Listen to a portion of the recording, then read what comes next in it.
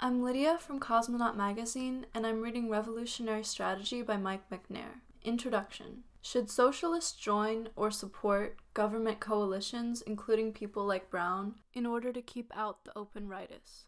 Should we be fighting for unity of the Marxist left on the basis of open defense of Marxist politics, or for a new mass workers' party, or a party not programmatically delimited between reform and revolution? Or is it wrong to seek to create a party at all? If we should be fighting for a Marxist party, does that mean it should be Trotskyist, or Maoist, or Stalinist, or something else? Should we call for a workers' government? And if so, what would we mean by it? Should we be defeatists in relation to our own country's wars? If so, what does this mean? These are present political questions affecting socialists, but they are unavoidably expressed in terms of identification with political trends which emerged out of historical splits in the workers' movement. Marxism, anarchism, social democracy, Leninism, left or council communism, official communism, Trotskyism, Maoism, etc. This is unavoidable. Humans have no guide to action in the future other than theorizing on what has happened in the past, and we do it all the time we are awake. Capitalism in the first decade of the 21st century is not in particularly good shape. The triumphalism which greeted the fall of the Soviet Union and its satellites, and the deepening market turn in China is largely gone. There is increasingly widespread awareness that the free market nostrums of the Chicago economists and the Washington consensus produce deepening inequality both on a world scale and within individual countries. After the experience of the 1998 East Asian and 2001 dot-com market crashes, many pro-capitalist economists are nervy about the U.S. budget and trade deficits, the level of consumer debt, and associated risk to global liquidity. Even the U.S. Army has finally realized that the extreme free market shock therapy imposed on Iraq after the 2003 invasion has contributed to the insurgency they seem unable to defeat. The political left, however, is in worse shape. This sort of statement is often made simply as a way of saying that the author's own group's views are not generally accepted. I do not mean to say this, though it is, of course, true that views of the sort held by CPGB comrades are held only by a small minority. The point is that though free market fundamentalism is in decline, the political left in general has not benefited from this decline. The Labour and Socialist parties are now as committed to free market dogmas as the parties of the right, in some cases more so. A large part of the former official communists now fall into this camp, whether as being the major left party, as in Italy, or as providing the hardcore of the pro-market wing of the left, like the ex-Eurocommunist and fellow traveller Blairites in Britain. But this commitment has hardly benefited these parties, though in Britain Labour has clung to power with capitalist support, and in Germany, France, Spain, and Italy, social liberal parties have moved in and out of office. The underlying trend has been one of declining numerical support for the parties of the consensus, including those which self-identify as of the left. Increased abstentions, episodic surges in voting support for anything perceived as an alternative, usually on the right, but occasionally on the left, and a widespread belief that they, politicians, are all corrupt. Hence, on a global scale, major growing elements in politics are religious and nationalist trends. The most obvious expressions are in the US, where the leverage of religious politics has not been diminished by the narrow victory of the Democrats in the 2006 congressional elections, and the Muslim countries in the belt stretching from Morocco in the west to Central Asia and Pakistan in the east, and in Southeast Asia. The Alliance for Workers' Liberty characterizes the Islamist political movements as Islamofascist. This is misleading. The US Christian right is far more like the Italian fascisti and German Nazis. Like them, it appeals to the traditions of the formation of the nation-state in which it lives. German Romantic nationalism, Italian unification, and Italia irredenta, American radical Protestantism. Like them, it is informed by a Dulchos theory, stab-in-the-back theory, in which military failure, in the US case in Vietnam, was caused by the disloyalty of the left and the liberals. And like them, it is affected by millenarian irrationalism, the renewed Roman Empire in Italy, the Thousand-Year Reich in Germany, the end times in the US religious right. The Islamists are closer to the Catholic-led anti-Semitic movements of the late 19th century Europe, but the AWL's characterization captures the fact that though some of the Islamists are currently fighting US imperialism and its British sidekick, their domestic policies are unequivocally reactionary. Weaker versions of the same or similar phenomena can be found widely. For example, the Hindu nationalist right is in the ascendant in India. The Koizumi and Abe governments in Japan have promoted revisionist, revanchist nationalism, and remilitarization. Eastern Europe and the Russian Federation have seen strong growth of far-right trends. Western Europe has seen repeated, so far short-lived, electoral protest votes for far-right parties. Left electoral alternatives to market orthodoxy are, on the whole, far weaker. The problem is that when they have got to any size, they have been sucked into the role of junior partners to the social liberals in administering the capitalist regime, and thereby undermine their claim to offer an alternative to the neoliberal consensus. The Brazilian Workers' Party, in origin a left alternative party, has become a social liberal party of a coalition government. The Italian Rifondazione Comunista in 2006 entered the social liberal Prodi government, and so on. In the late 1990s and early 2000s, there perhaps seemed to be a non-electoral alternative, that of the anti-globalization movement. On a small scale, riots in London, Seattle, and Genoa. On a larger scale, the Mexican Zapatistas and Argentinian Piqueteros were seen by anarchists and council communists, and by some Trotskyists, as a sign that at last their time was beginning to come. The Social Forum movement was built at least partly in an anarchist image. However, with the inception of the War on Terror in 2001, and still more with the 2003 invasion of Iraq, the destructive power of the capitalist states has thrust itself rudely on the movement. The result has unavoidably been a renewed emphasis on high politics. Even in Latin America, where networks of resistance, the Zapatistas and Holloways changed the world without taking power had most influence, the left has shifted onto the electoral terrain. The results have produced a continued social liberal government in Brazil, and similar governments in Uruguay, Frente Amplio, and Chile, and governments which at least in rhetoric are to their left, Chavez in Venezuela, the victories of Morales in Bolivia and Correa in Ecuador. These are all undoubtedly political defeats for neoliberalism. However, even the Venezuelan case is not sufficiently urgent for Washington to divert major attention and resources. To the extent that they are not focused on the Middle East, Washington's eyes are on Havana. Chavismo has provoked enthusiastic support from a distance among a significant part of the left, and has had some influence on electoral politics elsewhere in Latin America, in the sense of increasing the political availability of left rhetoric. But it has not yet begun to reshape the left internationally, as Bolshevism did after 1917, or as Maoism and, to a lesser extent, Castroism, Guevarism did in the 1960s. In part, this is a matter of wait and see. The left internationally has seen a large number of sometimes very radical, left-talking, nationalist, and third-worldist, charismatic individual leaders come and go in the last half-century. Some have themselves turned realist, like Nkrumah, Museveni, Jerry Rawlings, or the leaders of the South African ANC. Some have been ousted and or killed by realists in their own nationalist movements, like Sukarno, Ben Bella, or Thomas Sankara. Official communists, Maoists, and Trotskyists, in the process of moving towards official communist politics, have celebrated one and all as the next Castro. None has this celebration been long-lived. Given this background, it is understandable that, in spite of the enthusiasm of part of the left, the broader movement should effectively suspend judgment on Chavismo. Part, and more fundamentally, the problem is that Chavismo offers no real strategic lesson for the left beyond find yourselves a charismatic leader. Perhaps it should be try to win junior army officers to left politics.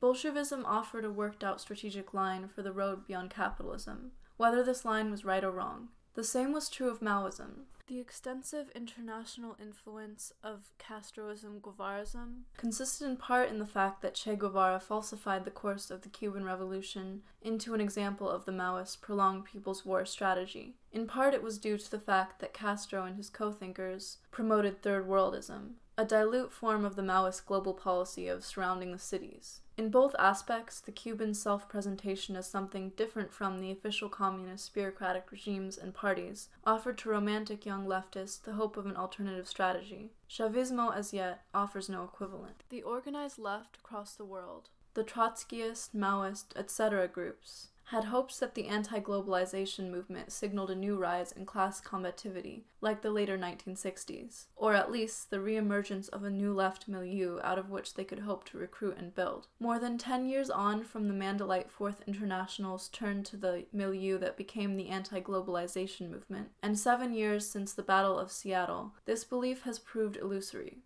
The organized far left has gained some ground in the trade union movement internationally, but it has done so partly through generational replacement, and partly because the decline of the activist base of the socialist and communist parties has been steeper than the corresponding decline of most of the groups of the far left. At best, these groups have stagnated. The apparent novelty that allowed the far left to appear as an alternative to large numbers of radicalizing youth in the 1960s and 1970s is gone, and they have a large hostile periphery of ex-members who remain active in the broader movement. And the far left is widely, and often accurately, perceived as undemocratic in its internal functioning, as tending to export this undemocratic practice into the broader movement, and as unable to unite its own forces for effective action. To sum this up, capitalism unfettered has not produced the blessings the neoliberals claimed it would. Instead, it is producing deepening social inequality both within and between nations, and economic instability and episodic, so far localized crises, as Marx claimed it would,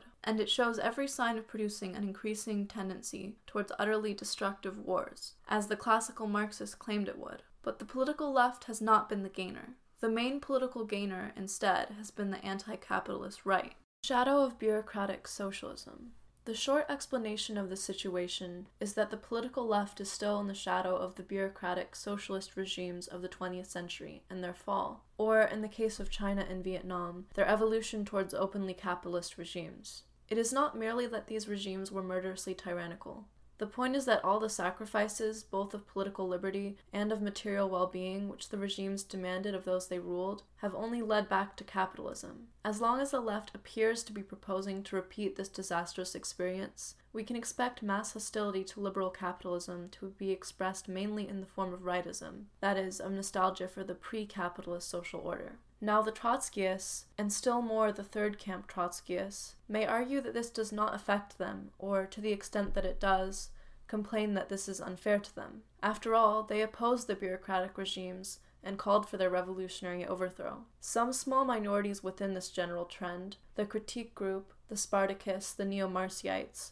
even foresaw that the continued dictatorship of the bureaucracy would lead to a collapse and/or back to capitalism. The problem goes back to the point I made earlier. Humans have no guide to action in the future other than theorizing on what has happened in the past. Experiment in the physical sciences is no more than a way of formalizing reliance on past actions as a guide to future actions. In politics, there can be no laboratory. Our only experimental evidence is the evidence of our history. Trotskyism as theory, and here including critique, the Spartacists, and the neo-Marxites, predicted that the working class in the countries run by bureaucratic socialist regimes would resist the restoration of capitalism. Trotsky, and following him the Spartacists and neo-Marxites, predicted that this resistance would find a political reflection in political splits within the bureaucracy. The majority of the orthodox Trotskyists used this prediction to conclude that there could not be a restoration of capitalism. All of these predictions were categorically false. There has been no accounting for their falsity. The point runs deeper. Under capitalism, there is an objective dynamic for the working class to create permanent organizations to defend its immediate interests, trade unions, and so on. This dynamic is present even under highly repressive political regimes,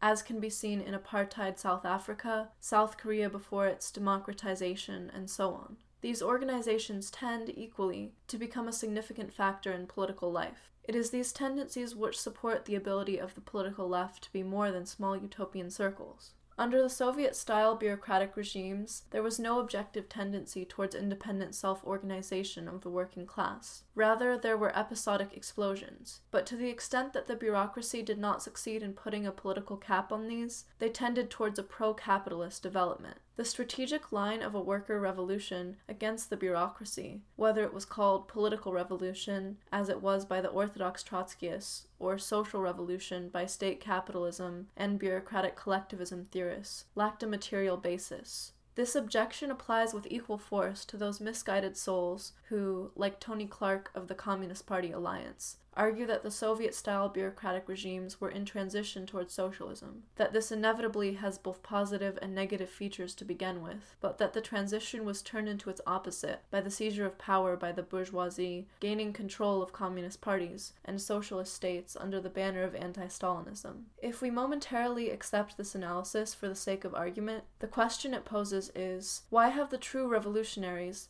the Stalinists, been so utterly incapable of organizing an effective resistance to this takeover, given that socialism, in their sense, covered a large part of the globe and organized a large part of its population. This is exactly the same problem as the Trotskyist political revolution strategy, only with a different substantive line. The weakness of Stalinist opposition to the pro-capitalist evolution of the leaderships in Moscow, Beijing, and so on, reveals the same problem as that facing the advocates of political revolution. There were neither institutional means in the regimes through which the non-revisionists could resist revisionism, nor any objective tendency in the regimes towards ongoing mass working class self-organization on which opponents of revisionism could base themselves. Trotskyists of all varieties continue to put forward as positive socialist strategy a revolution in the image of 1917 in Russia. But, as everyone knows, what happened to the Russian Revolution was the emergence of the bureaucratic regime, which has now ended, or is in the process of ending, in capitalism.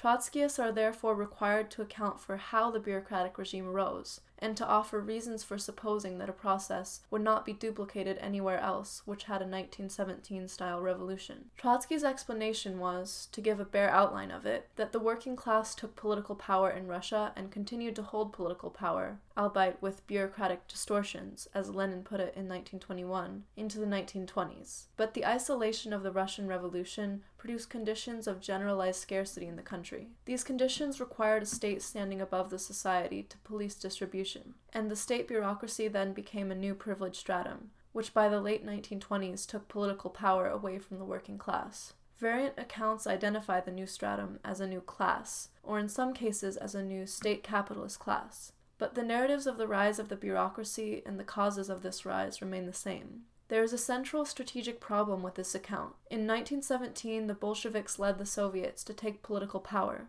a gamble on the Russian Revolution triggering a generalized socialist revolution in Central and Western Europe. The gamble failed. In all probability, it had already failed by January 1918. At that point, it was clear that Red Guards and fraternization attempts were unable to stop the renewed German advance, let alone trigger the German Revolution. As a result, the March 1918 Treaty of Brest-Litovsk destroyed both majority support for the Bolshevik government in Russia and any serious prospect of a German Revolution before the military victory of the Entente powers on the Western Front. Certainly, it had failed by 1921. Revolutionary movements in Germany, Hungary, and Italy had been defeated. Further, the image of the Soviet regime had already begun to be a problem for leftists in the countries with powerful working classes, as a result of the suppression of the Kronstadt revolt and the adoption of the ban on factions in the Communist Party. This problem was reflected in the three-way split in the Comintern in 1921 between centrists, Cominternists, and left or council communists. After this failure, the longer the Bolsheviks attempted to hold political power, the more bureaucratic the regime became, and the more clearly it became an obstacle to the working class taking power elsewhere, as the Trotskyist theory itself explains. Given the failure of the gamble, the Trotskyist account does not explain why any attempt to repeat a revolution in the image of 1917 would not end in the same way. It is ridiculous to imagine that the global imperialist-led system of states would not bend every effort to isolate a new 1917. Countries which are more developed than the Tsarist Empire in 1917, now most countries, are more deeply integrated in the global division of labor, and isolation would therefore produce more scarcity and hence more need for a state bureaucratic policeman. Some Trotskyists would respond that Trotsky could and should have made a military coup in the period shortly after the death of Lenin. But even assuming that the result of such a coup would not have been to collapse the Soviet state, the most probable outcome, the problem is, what would Trotsky and his associates have done with political power? After the left turn of the Stalin leadership in 1928-29, the overwhelming majority of the former left oppositionists went over to supporting this leadership. This shift expressed the fact that the practical alternative to the policy of mixed economy, alliance with the peasantry, and peaceful coexistence followed in 1921-27, so far as it could be carried into practice, was for the Soviet state to step up the exploitation of the peasantry at home, while the Comintern pursued a more aggressive policy abroad in the hope of triggering a revolution which would break the isolation of the Soviet regime. This was the line actually adopted by Stalin and his co-thinkers in the left turn of the Third Period. A Trotskyist-led USSR and Comintern would thus, in the absence of revolution in Western Europe, have been driven towards the policy actually followed by the Stalinist-led USSR and Comintern, and would have lacked the material wherewithal to prevent the political rise of the bureaucratic caste. To put the matter bluntly, Once the gamble on the European Revolution had failed by 1921, the outcome which actually materialized, the bureaucratic dictatorship, itself irreversibly on the road back to capitalism, and standing as a roadblock against the working class taking power in the central capitalist countries, was by a long way the most probable outcome of the Bolsheviks' decision to attempt to hold on to political power. Once we recognize that this is true, we can no longer treat the strategy of Bolshevism, as it was laid out in the documents of the early Comintern, as presumptively true. Nor can we treat the several arguments made against the Bolsheviks' course of action by Kautsky, Martov, and Luxemburg, among others, as presumptively false. I stress presumptively. In relation to each and every element of Bolshevik strategy, there may be independent reasons to accept it. In relation to each and every argument of Kautsky, etc.,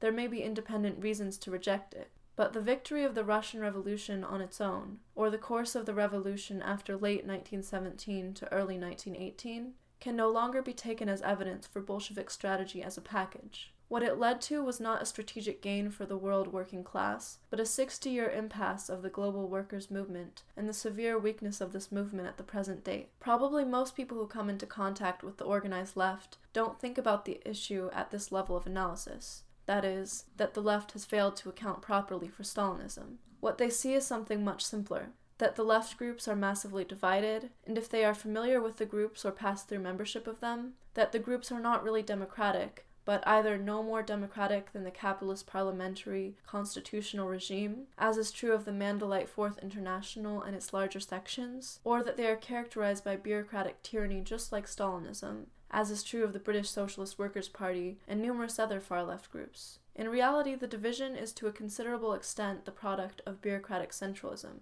and both are at least in part produced by the failure to account properly for Stalinism. Free thinking. The global political dynamics discussed above had led in the far left in most countries to a half-recognition that its disunity is undesirable, and a connected half-recognition that it is necessary to rethink the strategic assumptions of the last 80 years of its history. Half-rethinking is a loose phrase intended to cover a wide range of related features. A few examples only.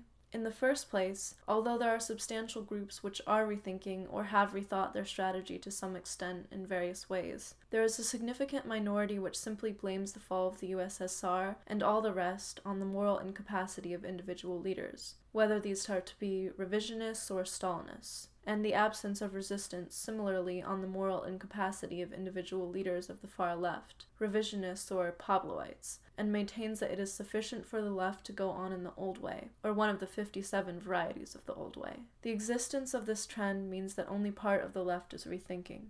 Second, there is a very common phenomenon of accepting that some degree of unity is necessary for now, but at some point in the future, the revolutionary party in the Comintern sense will become necessary and possible. Hence, we should now be for a provisional practical form of left unity. Perhaps, as the Mandalite Fourth International has suggested, a party not programmatically delimited between reform and revolution, but one which has a revolutionary Marxist faction within it. The Mandalites have argued for parties of this type, the Socialist Workers' Party for united fronts of a special type, which are not parties, enabling the SWP to remain a party within the broad unity. Several Trotskyist groups have argued for non-liberal labor or workers' parties with an affiliate structure, which imagines the British Labour Party in its early history as further left than it actually was. This is a half-rethinking, in the sense that it poses changed current tasks, while leaving largely untouched existing strategic ideas. Third, a wide range of authors address one or some strategic issues by way of rethinking, and propose unity on a new basis. Commonly, this approach involves claims that the world has changed so profoundly that most of the history of the workers' movement is no longer relevant. For example, Istvan Meszaros argued in Beyond Capital, 1996, that 1917 failed because the logic of capital had not reached its global limits. Today it has reached its global limits, and these limits pose a different form of strategy. Meszaros' arguments have recently been cited by Hugo Chavez, and have been adapted in very different ways by Michael Leibovitz and Cliff Slaughter. I call this sort of writing a half-rethinking because it asserts that some fundamental error has vitiated the whole history of our movement, and this is therefore to be discarded altogether in order to begin again on the basis of a theoretical construction applied directly to immediate conditions, rather than systematically addressing the full range of the history. Not uncommonly, the new basis turns out, in fact, to be an old idea repackaged or reinvented. Thus, for example, John Holloway's Change the World Without Taking Power and Hart and Negri's Empire and Multitude are all in different ways repackagings of the ideas of the 1970s spontaneous and autonomous, and these were, in turn, repackagings of the ideas of the left or council communists of the 1920s, which were themselves, at least in part, a repackaging of the ideas of the post-Bakunin Bakuninists. Those who will not learn from history are condemned to repeat it. This book began life in response to a particular instance of this sort of half-rethinking, a debate on questions of revolutionary strategy in the French Ligue Communiste Révolutionnaire, LCR, or Ligue, with an intervention by Alex Kalinikos of the SWP. The French strategy debate was intimately connected to the immediate question, which was debated at the LCR's 2006 Congress. Should the LCR participate, without preconditions, in discussions whose aim was to try to achieve a single candidate of the left in the presidential elections in 2007? In the event, unity was not achieved and there were 5 far-left candidates. But this, of course, is part of larger debates. In the first place, an agreed candidate for the presidency in France would quite clearly have meant a coalition to create a government. This is usually true of electoral agreements for elections to parliaments or legislative assemblies, but it need not be. A non-aggression agreement in parliamentary or legislative elections might not involve commitment to join in creating a government. This has been done in the past. However, a French president is not a figurehead, but has direct governmental responsibilities. The French debate was thus part of one being conducted more widely. Should socialists participate in coalition governments controlled by social liberals, that is, people with politics not dissimilar to the Blairites, in order to keep out the open parties of the right? Rifondazione Comunista in Italy joined Prodi's Union coalition government with disastrous results. The German Die Linke is in a social liberal regional government in Berlin. The Brazilian Workers' Party succeeded in electing Lula as president, and as a result has been participating as a minority in a center-left coalition. The question was even posed, not as fancifully as it might now seem, to the Scottish Socialist Party before its recent crisis. Suppose that pro-independence parties, that is, the Scottish National Party, the Greens, and the SSP, had won a majority in the May 2007 Scottish Parliament elections. Should the SSP have joined a coalition executive with the SNP in order to create Scottish independence? Secondly, the LCR is a section of the Mandalite Fourth International, in fact its strongest section, and since the early 1990s, the Fourth International has been promoting the idea of creating unitary left parties that, in Kalinikos' phrase, leave open the question of reform and revolution. The original example was the Brazilian Workers' Party, then the Italian Rifondazione Comunista. The closest to home in Britain is the SSP. In a series of exchanges with the LCR and its Fourth International, the SWP and its international socialist tendency have argued that there is still a fundamental divide between reform and revolution, and that it is necessary to build a revolutionary party, that is, a party like the SWP. Broader unity projects should be united fronts or coalitions, like the British Socialist Alliance and Respect. The experience of Brazil showed, and in different ways, so do the debates in Rifondazione Comunista and those in the process of Die Linke, that there are present-day choices facing the left about policy, government, and coalitions, and these choices still leave sharp differences. On the one side are those who are willing, for the sake of lesser evilism or of absolutely marginal advantages to the oppressed, to administer the existing capitalist state as part of the existing international system of states, without fundamental changes. They are therefore prepared to form coalitions with supporters of these systems, in which case these supporters can veto policies which are too left-wing. On the other side are those who insist that this policy is an illusion that merely prepares the ground for demoralization among the masses, the advance of the far right, and new further right, center-right governments. From this perspective, making fundamental changes is the priority of any socialist government. Some, like the SWP, argue that such a government could only come to power through a revolutionary rupture. Only small and dispersed minorities refuse any coalitions at all, but a significant minority would hold the view that a coalition in which Blair, Schrader, Prodi, or Fabius calls the shots is not worth having, and a stance of militant opposition, even if it means militant opposition to a government of the right, is preferable. Since 2006, the debate in the LCR has moved on. The LCR at its most recent Congress voted by a large majority to attempt to construct a new party which is to be a party of resistance, for a break with the system, for socialism, and which would counterpose against the management of existing institutions, the perspective of a workers' government. This is ambiguous, but a substantial step forward from the terms of the 2006 debate, and there is no point in engaging directly, as I did in the Weekly Worker series, either with the stale Euro-communist crap produced by some of the LCR writers in 2006, or with Alex Kalinikos' use of his intervention of the idea that a forcible confrontation is unavoidable to justify the SWP's bureaucratic centralism.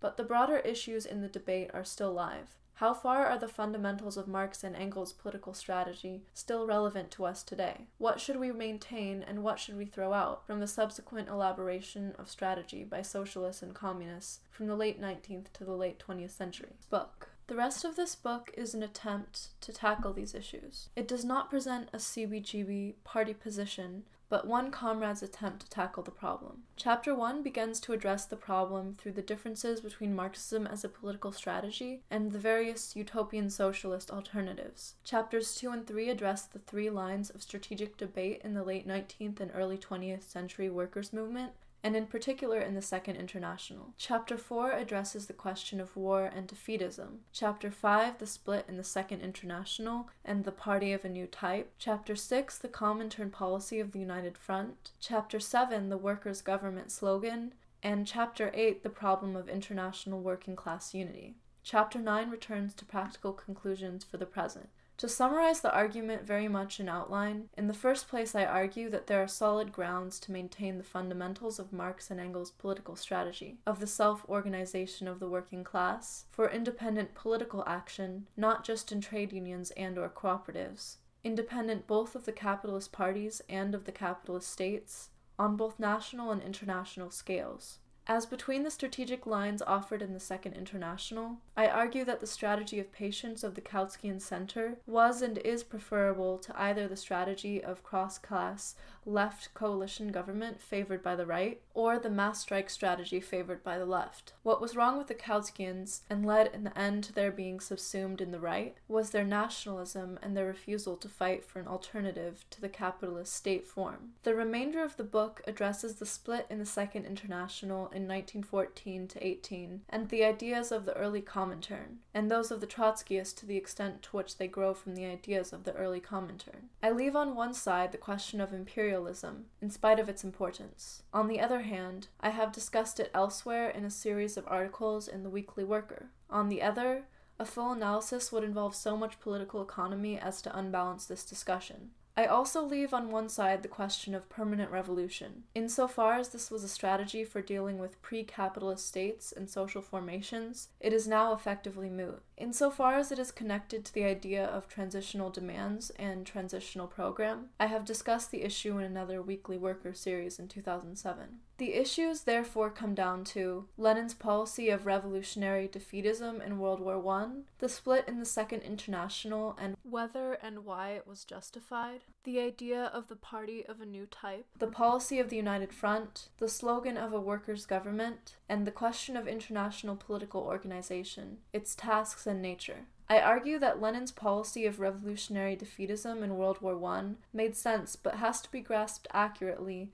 and in its context as a proposal for the coordinated action of the workers' movement on both sides of the war for the immediate struggle for power. The generalization of this policy in the context of colonial wars and its transformation from a strategic line for the immediate struggle for power into a moral imperative, and in particular a moral imperative of wishing for the victory of the other side, has turned it instead into a new argument for nationalism and class collaborationism. I argue that the split in the Second International was justified, generally because the right-wing labor bureaucracies, with the backing of the capitalist state, blocked the left-wing from organizing openly and fighting openly for their political ideas, and specifically because the individual leading supporters of the war within the workers' movement, who controlled the main parties, were personally scabs who should have been driven out of the movement and war criminals who should have been arrested and jailed. But the reasoning offered at the time to justify the split, the ideas of the split as purifying the movement, and of the Bolshevik party of a new type, which was necessarily a minority party, has been used ever since to justify sect politics. The concept of a party of a new type, I argue, as it developed in 1920 to 21, reflected the conditions of the Civil War in which the Russian CP, Bolshevik, became a political representative of the peasantry and crushed and replaced the organizational forms of Bolshevism in the period of the political struggle for power in which it came to represent and lead the proletariat. The generalizations of these conceptions in the Comintern had the effect of sterilizing the struggle for unity and action through the United Front, since it stood as a block against the idea that there could be effective unity and diversity. The idea of the leading role of the necessarily minority party in the dictatorship of the proletariat had the effect of dissolving the fundamental political content of the minimum program and replacing it with a demand for trust in the Communist Party's individual leaders. The result was that the slogan of a workers' government, which the Comintern advanced in connection with the idea of the United Front, became politically empty. The bureaucratic, top-down party of a new type similarly sterilized the Comintern itself as an international organization. The end result has been the production of the swarm of Trotskyist international sects. Most of the left has reacted against this by retreating into nationalism. But, I argue, we do need a genuine organized workers' international. The final chapter attempts a summary of the main strategic line of the pamphlet, and attempts to address the question of reform or revolution. I argue that the way in which much of the far left poses this question draws a false line of divide, while failing to address the real line of divide, which is whether to aim for participation in government or to aim to build a movement of principled opposition. A couple of general points should be made at this stage, since they have caused confusion in the related debate on Marxist Party in the Weekly Worker in 2006-7. The first concerns terminology. In this book, I use Marxist in a core sense of meaning the political strategy outlined in Chapter 1, below, that socialism, aka communism, can only arise through the self-emancipation of the proletariat, and that the proletariat can only emancipate itself through fighting for socialism, aka communism.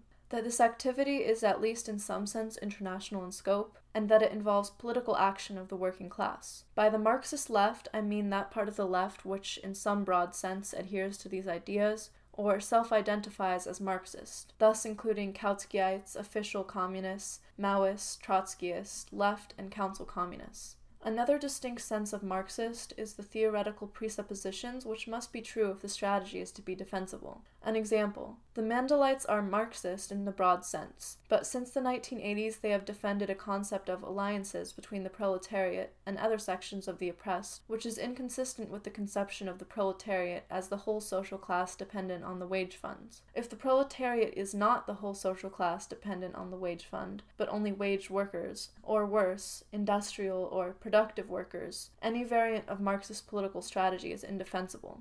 I use Trotskyist more consistently to denote individuals or groups who adhere to the body of ideas which is, broadly, common to the organized Trotskyist movement, that is, Bolshevik Leninism or the ideas of the first four congresses of Comintern, together with world revolution, permanent revolution, and revolution against the bureaucracy in the Stalinist regimes. This category includes some groups which would not quite self-identify as Trotskyists, notably the British SWP and its international co-thinkers. I do not use it in the sense of any leftist opponent of Stalinism, nor do I use it in the sense of the ideas of the early Trotsky in 1904-7, nor of any hypothetical theoretical elaboration which might be made of Trotsky's ideas without accepting the main body of Trotskyism. I avoid as far as possible using Leninism, and where I do use it, it is put in scare quotes. The reason is that the expression refers to three radically different bodies of ideas. The first is the variant Kautskyism of what is to be done, one step forward, two steps back, and following texts, and the distinctive theorization of the Russian Revolution in two tactics of social democracy in the Democratic Revolution and following texts, and the associated course of action that Lenin and his co-thinkers largely refused to accept the claim of the Mensheviks that they were really the majority, and commonly insisted on acting on the basis that the Bolsheviks were the majority. This was what Lenin's opponents called Leninism down to October 1917. The second is the actual course of action of the Russian Bolsheviks in the Revolution and Civil War, as seen by their opponents. The third is the package of retrospective reinterpretation of Lenin's ideas in the light of the actual course of the Russian Revolution down to his death. Of this latter Leninism, self-identified Stalinists, official communists who have taken distance from Stalin, Maoists and Trotskyists all have their own versions, and to call Leninists the set of Stalinists, Trotskyists, and Maoists begs too many questions. I judge that the word simply carries too much freight of approval and disapproval, and of cult of personality to be used without question begging. In connection with the issue of the party of a new type, chapter 5 below, it is unavoidable. Here, Leninist, in scare quotes, means bureaucratic centralism, or the limited common elements of the concept of the revolutionary party, shared by self-identified Stalinists, official communists who have taken distance from Stalin, Maoists, Trotskyists, and Bordagists. The second general point is that this book, from beginning to end, attempts to discuss the history of the movement's strategic ideas with the benefit of hindsight.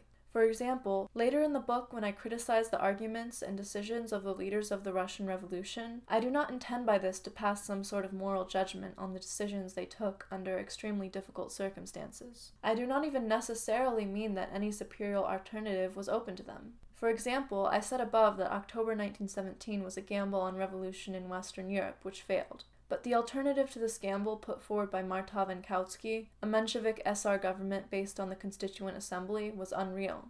The real alternative available was either the policy the Bolsheviks actually followed, including the coercion of the peasantry to supply food, red terror, and so on, or a government of the white generals and white terror. The problem here is not the actions the Bolshevik took. It is their over-theorization of these actions, which has been inherited by the modern far left. The use of hindsight is justifiable and necessary, because the point of the whole exercise is to study history for what it can tell us about where we are now, how we got here, and where we should try to go next. In this sense, it is loosely analogous to the story of exercise that has to be undertaken if a bridge falls down. Why did the bridge fall down? If it was hit by a meteorite, we may well rebuild it in exactly the same form.